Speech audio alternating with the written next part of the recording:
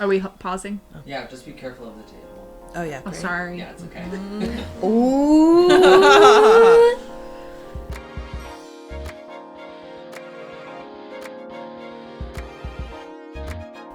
Hey folks, my name is Brisa, Areli, Muñoz. Welcome back. I'm joined with co-leaders Abigial, Grubb, Andrea, Negrete, and we're here to follow up about the first theme of our Fast Forward podcast, health and wellness, to talk a little bit about how it went, the things that struck us, the things that stuck with us.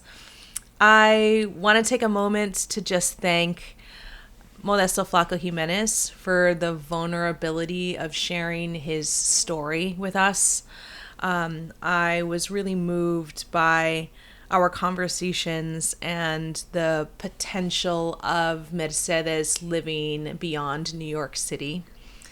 And I want to kick it over to Abigial and Andrea to talk a little bit about what it was like to listen to the podcast episode and be present in the room for our first conversation with cross-sector partners.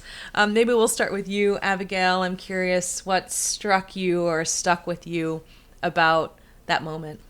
You know, at the top of the event, there was this moment of framing, and I think it was Dr. Mark who asked who in the room has been touched by dementia, and I think probably 85% of the people in the room had hands raised, and there was just this sense of like, oh wow, I didn't know that you've also been touched by this disease, or you've also experienced this. And I think that really created this moment of camaraderie, and in a way that I've not witnessed in other spaces. So I think that more opportunities to be in dialogue and to bear witness to these experts who have seen the front lines of what this work can do. And, even getting the opportunity to hear Flaco speak a little bit about, what his journey has been in creating the piece, and the opportunities that we have ahead of us in terms of what this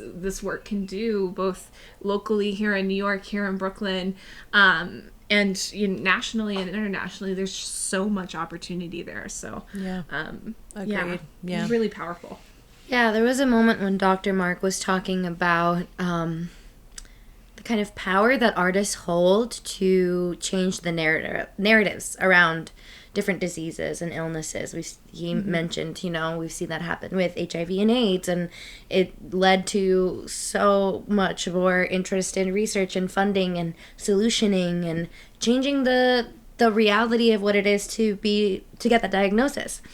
And the same is needed for dementia and Alzheimer's right now, and that really struck me and stood with me when we talk about like the power of storytelling. Sometimes it can feel like a really ephemeral, intangible thing, but that really grounded it for me in a reality that was sobering, honestly. I was like, oh wow, yeah, this is, it has the potential to shift timelines. Multiverses. Yeah. And I'm curious, Brisa, as somebody who's been working so closely with Flaco, like, were there any moments where you learned something new that you hadn't? Yeah, I think that because we've worked together so much, it's been really beautiful to witness his healing over time. When we first set out on this project, he contacted me because we had an opportunity to do a residency at Brick in Brooklyn, and it was derailed and had to morph because of COVID. But I remember that he was preparing for her death. She was still alive. She was still with us when we started this project. And to witness his evolution, not only as an artist, but also as a human because of this process, has been really humbling. I have watched this man grow in front of my eyes, and he was doing things for the purposes of providing healing for community, and it wasn't until later on in the process that he really understood that he was also doing it for his own healing, where I really witnessed him take that in and recognized that it helped him to grieve and move to a place of celebration. So that's something that, has just been a real privilege to witness. The other thing that I was really struck by was, I think the intention of this was, we're going to have this conversation and we're really going to try and root it in action. What's the action that we can take away on the other side of this 1 hour long conversation? And I think that there was a lot of awareness that got raised about this issue. I think a lot of questions were posed, but there were still questions that I want answers to that we still don't have. So I think the insurance conversation. That's exactly what I was thinking. No, that's exactly what I was thinking. And Lise was so valuable in contributing the ways in which other countries think about healthcare and the role that insurance companies play there versus here. And so, to contextualize this, my curiosity was always, once I heard about this concept of social prescribing, which Mark talks about in the episode, I was always excited about this idea that communities could be prescribed arts interventions and not just medication, which then led my brain towards, oh, wow, well, if that could be legitimized with insurance companies, then that could mean real dollars in nonprofits or arts organizations' hands to stay alive. And we're literally watching this industry collapse right now and trying to find creative new ways to generate revenue. And so the fact that we couldn't quite get to that part of the conversation because we didn't have enough insight to what would it even take to legitimize this? I'm sure we named a lot of the obstacles in the way, and it really just makes me wonder what could be the path forward where we're having conversations that could shift the needle and start to put money in small nonprofits or arts organizations to do this work in community, which is so valuable and necessary. Do you or someone that you know work in insurance and are curious about how to get involved and make this a reality? DM us. Need you. Email us. We comment. need you.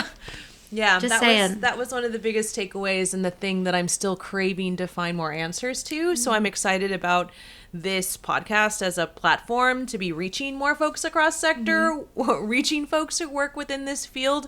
And perhaps we're going to come up with a whole bunch more challenges and roadblocks, but I'm committed that there is a conversation to be had here to maybe create new circumstances. So yeah, that leaves me still very curious, Yeah, absolutely. And I think that, when we start talking about investment, right, and what that means to be able to garner resources for the purpose of artwork like Mercedes, that is so so obviously impactful in many ways. I think about one of the first grants that MTF was able to obtain for the project was from the Department of Cultural Affairs for a citywide tour in collaboration with Meals on Wheels, where we were taking the music piece and developing the music piece alongside it was the stage play at the time. Yeah, that's right. And really starting to feel what that sonic landscape was, and then taking that music to seniors who were unable to get out of their homes and really have this experience where they were seeing somebody, they were experiencing this moment of joy. And I was also had the pleasure of being at the senior centers for some of those tours. That's right. And it was I have to say it was really eye-opening to see the way that when Pedro would start playing and the room just came alive, and you really can't deny the impact that artwork is having when you very obviously sit in that room and just feel the energy of it. There's really nothing like it. Nothing like it. And it's on the artistic front, it's so interesting to see this story live in so many different containers and different mediums. It's a really exciting aspect of it when we think about accessibility and the seniors who can't leave their homes versus you know, somebody who might be able to watch the documentary. Yep. Or, like, there are so many vehicles to get Mercedes' story across and reach the people that it needs to reach, that just by the nature of that kind of diversification of form allows for a wider net to be cast and more people to experience a story, for the impact to reach more people. And I'm also curious about that. And I don't know if you can speak to some of the decisions or the inspirations behind the different, like, mediums or containers that exist within the, like, Mercedes universe. Yeah. I think it's Modesto's wild brain running rampant.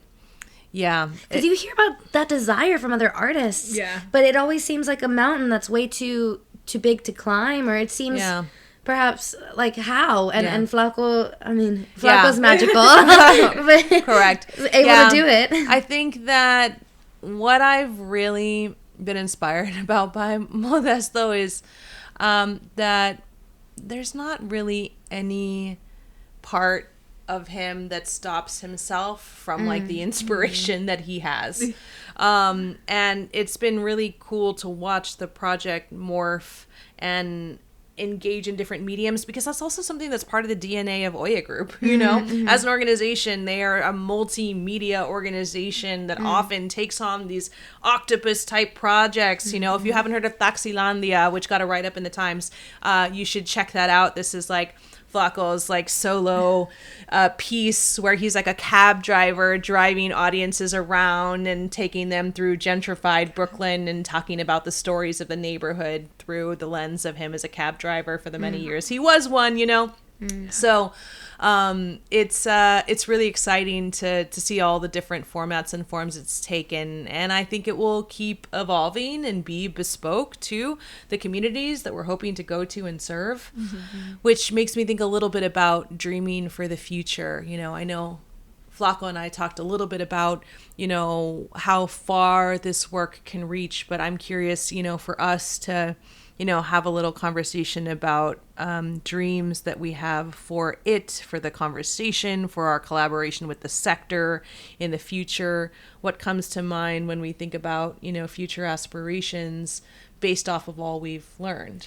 I mean, the one thing I will that comes to mind when you ask this question is how much the project has been a sort of guiding light for it. It almost feels like a manifestation of that vision that we know, that we can see so clearly, of one of the many ways, right? It models one of the many ways that artists can integrate into other sectors and partner with other sectors to support a piece, a project, an experience, and their communities that they're serving together. And what it's exciting to me about that is, it's like it's a blueprint a little bit. Modesto has experimented in the spirit of experimentation, and MTF is not. What are we if we're not one giant experiment, Totally. right? And started to make these discoveries with this kind of work that I've seen inspire other artists in our community as well to think about, how can my piece actually reach the community that it's meant to. Do I have a community in mind when I'm writing this piece?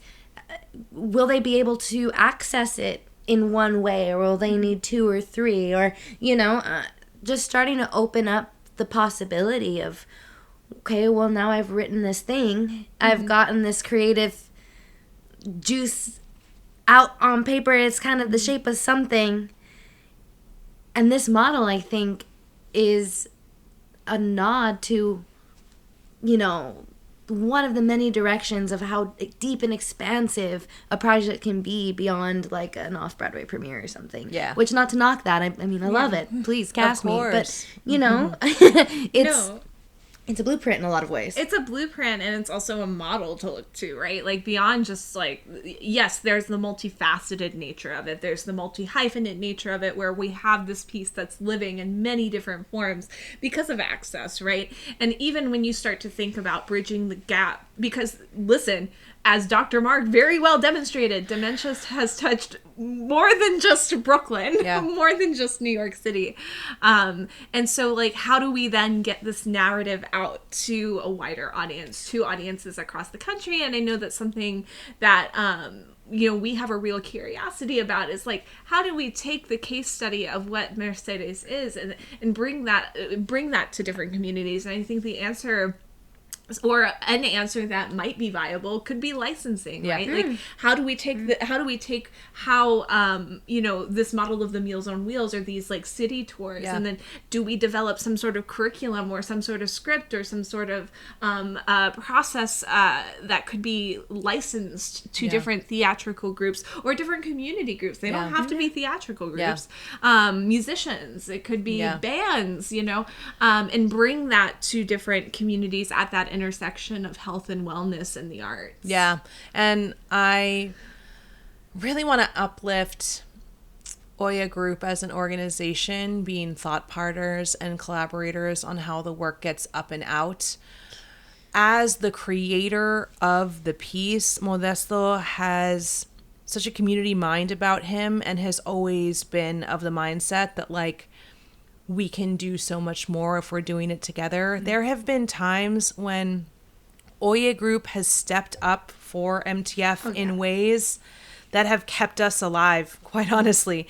And to sort of see the deep commitment of two organizations that are committed to serving our communities, trying to envision how us holding hands together can help put this work up and out in the world, that has been really moving to me, and I also think is an indication of the field that we want to be cultivating. Yeah, absolutely. We are so aware that it's like so easy for folks or organizations to want to gatekeep or operate from the scarcity mentality, as opposed to it's better for us to do it together. And I feel like Oya Group has been such a incredible example of that. Flaco is an incredible mobilizer. He's the one that got access and has relationships with all these senior centers. He's the one that made this Meals on Wheels partnership possible. He's the one that brought in these stakeholders like Dr. Mark and Sada, to the conversation, and to be able to use MTF resource to continue to elevate and platform the work that's happening and find ways to help push it forward is something that really excites me and is exactly in alignment with our mission and vision. It's also it's a radical idea, and I think it unlocks an possibility for people, and it inspires people to reapproach their work in new ways, which is the dream, right? Like the expansion of where artists can make their art and for whom and where it can live. 100%. And when we start to talk about like how ecosystem works, right, it really does take everyone filling their role in that ecosystem. I actually think about that video that you had shared with me not too long ago about like the different roles in which people can play in the revolution, and people can play the social change ecosystem, the social change ecosystem. And like as somebody who's studied like fungi and like as an herbera, as somebody who studies plant medicine, like mycelium networks, that's what I really do think about ourselves as mycelium networks in many ways. It's like, how do we then take these pieces of a decaying ecosystem, pieces of this decaying late stage capitalistic hellscape that we're in, and imagine something that could be different. How do we compost, right? And I think that part of that is by working together, right? Not one organization. I'm certainly not one person who has all the answers, and none of us think that we're it and we're the be all end all. But it is about being in dialogue, and it's about uplifting and being in partnership in radical ways, because this old way of doing things of like, oh, well, we can't collaborate because, they do the same things we do. And if we collaborate with them, then we're just giving them our IP, and then we have nothing. Yeah. We have nothing. And it's so, what I've loved about working with Oya Group is that they have always been down. And, the feeling is mutual. Like, whatever we have, the resources that we have to spare, the human labor, the time, the visibility, like, I often think about, because they're in such deep alignment with us, and because like the work we're doing is so interdependent in many ways, like it demands that exchange and that free flowing of resource and visibility in all the ways that it makes sense. And I'm hopeful that case studies like our interdependence with Oye Group, our interconnectedness with that organization, and other of our friends and partners, the People's Theater, and so many other friends of ours in the industry and in the field, like, rising tides raise all boats. Yeah, absolutely. And, I'm hopeful that, funders can also begin to acknowledge that conversation and thinking about the way they resource our organizations. Yeah. Especially small organizations, because the radical work that we're doing is having deep impact, but we're still not seeing the same kind of dollars flowing our way. It's also only possible, when you're not this huge, large institution. I can't even tell you how many artistic directors who are dear colleagues and friends who I've spoken with, who run large organizations, who one of the first things they say when we meet is just like, like how amazing that you all have the flexibility and the freedom to be adaptive to the changing tides and needs of your community. It's so difficult when we're having to hold down a huge building that costs millions and millions of dollars to maintain. And I kind of love the nomadic nature of our work, that it's truly about process. It's truly about where are the communities where this work wants to live, and what are the ways that we're building the infrastructure and the pipeline and the pathway towards allowing that to be so. Right. And part of this podcast is finding more folks who are in alignment with this. If this is exciting to you, this is for you. Yeah. This is very much an invitation, a bat signal of sorts to find folks who are motivated and inspired by this new approach to reimagining how we do this work, where we do it, who it reaches. Yeah. And because, at the end of the day, it is resource that keeps our doors open. It's resource that continues to have artists being paid a wage, that continues to have administrators being paid a wage to support the artists who are making the work. Yep. And, like, all of that isn't, I often think about, like, the group think of it, you know what I mean? Mm-hmm. I feel like oftentimes people are like, oh, well, my $10 isn't going to make a difference. So, like, why am I going to give, an organization? It could be MTF, it could be Oye Group, it could be any number of small organizations. Yeah. If every one of our Instagram followers donated $10, that would be transformative. A week of payroll. It would transform. Yeah. Hello. This is Areli Knox, and I am co-executive director of Musical Theater Factory, specifically the director of decolonization and sustainability. And I am coming at you to remind you to subscribe to The Vibe. The Vibe is to get all of the information you could possibly desire about the Musical Theater Factory community. We let you know what our artists are doing in the world. We let you know what they're doing in our home, in our community base, and it has lots of tips and tricks and links to help you further your career, whether you're a director, an actor, a writer, or just an audience member who wants to stay plugged in. If you want to be tapped into all things amazing in New York, especially within MTF, subscribe to The Vibe. But yeah, I often think about when we have these organizations, when we have these projects, when we have these things that we want to see blossom, these things that we want to see grow, we have to water those seeds. And so, part of it is a personal responsibility. If these kinds of projects, if these organizations or your local arts organizations are ones that you want to see continue to thrive, your little quote unquote $10 can have a huge impact. Yeah. I'm also conscious that, like, folks can sometimes feel like there's no way I can support if I don't have money in the bank, which so many of us as artists don't. But I want to remind that, like, one of the dreams that we have for this project is to be bringing it to senior centers all across the country. So a way you could help Do you have an elder that you love in your life that you'd love to bring this work to? Like, put us in connection with that senior center. Maybe we can have a conversation with them about the ways in which the work can be present there. There's so many ways to be showing up for this conversation and so many ways to be bringing this work into community. And to be quite honest, we can't do it without you, which is why we're so grateful that you're here listening in on what we're doing. And so that about wraps this first theme that we've been exploring on health and wellness. We're so grateful. Modesto Flaco Jimenez and Oye Group. And we're now about to approach our next theme, which is at the intersection of musical storytelling and technology. So this is work that MTF has been doing for the past few years, where we've been imagining what's the function that technology can play, not only as a dramaturgical tool, but also as a tool for liberation. And we're going to be joined by a few different artists for whom have been through MTF and have been excavating their work and advancing their musical storytelling journeys through the lens of technology.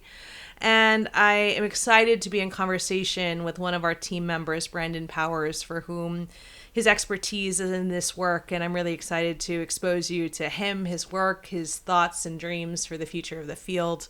Thanks so much, Abigail and Andrea. Excited to chat with you as we wrap the end of this entire series and see what we've learned. Stay tuned. Thanks so much. Hey there, it's Areli Knox, Co-Executive Director of Musical Theater Factory, specifically Director of Decolonization and Sustainability, and I am here to remind you that if anyone's got us, we got us. In this time of chaos and insanity, invest in the community that is investing in you. Invest in the We Got Us Fund, a new initiative by MTF to make sure that every single member of our community is not getting paid just a living wage, is not getting paid in exposure, is not getting paid in promises, but it's getting paid a thriving wage. Yeah, you heard me, a thriving wage. Help us ensure that everyone in your community, everyone in our community is able to not just live, but thrive. Invest in the We Got Us Fund today.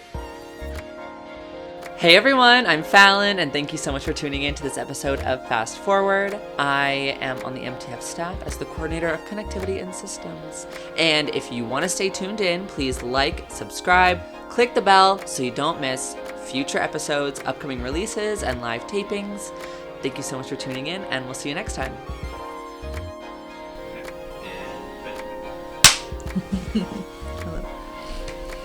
Yay! Your sound editor thanks you.